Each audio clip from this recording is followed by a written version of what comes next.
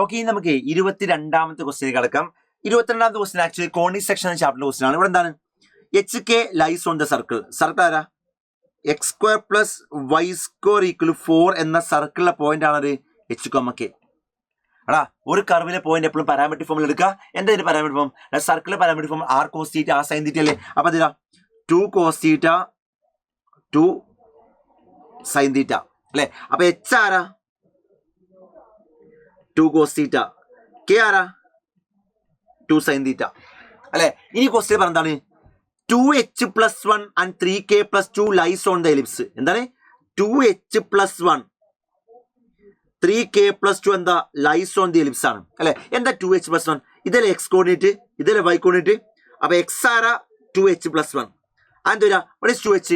h ആരാ? 2 cos theta. അപ്പൊ 2h എന്താ? 4 cos theta plus 1. y ആരാ? 3k plus 2. what is 3k? 3 into 2 sin theta 6 sin theta plus 2 അല്ലെ? ഇതല്ലേ എക്സും വൈ ആയി അല്ലെ? അങ്ങനെയെങ്കിലേ അടാ ഇതല്ലേ പാരാമെട്രിക് ഫോം വരിക. എക്സ് ആരാ? 4 cos theta plus 1. വൈ ആരാ?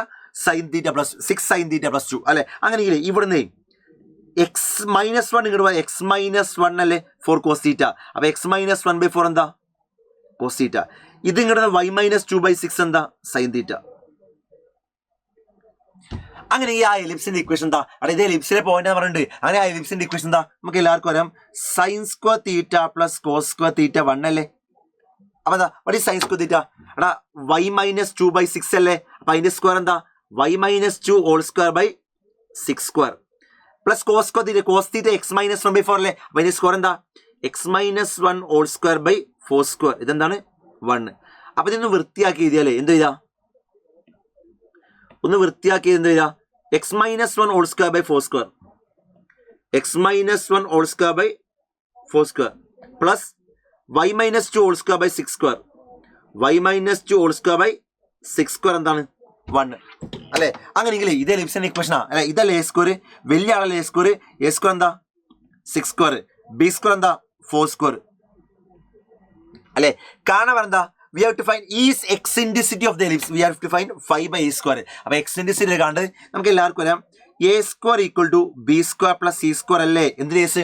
എലിപ്സിന്റെ കേസിൽ അല്ലെ? ഞാൻ മൊത്തം ഒരു a square ഡിവൈഡ് ചെയ്താൽ കുറച്ച് ആൾക്കാർ ഈ ഇക്വേഷൻ ബൈഹാർട്ട് ഉണ്ടാവും. ആ ബൈഹാർട്ട് ചെയ്ത ആൾക്കാർക്ക് എന്ത് ചെയ്യാം? അത് യൂസ് ചെയ്യാം. അല്ലാത്തവർക്ക് ഇങ്ങനെ എന്ത് ചെയ്യാം? ഇത് അപ്പ ചെയ്താൽ മതി അല്ലെ? a square by a square 1 അല്ലേ? അല്ലെ? b square by a square എന്താ? b square 4 square ആണ് അല്ലെ? 16. a square എന്താ? 16 6 square 36 ആ. Plus what is c square by a square? c by eccentricity അല്ലേ? അപ്പൊ eccentricity സ്ക്വയർ ആവൂലേ? അപ്പൊ എന്തായി?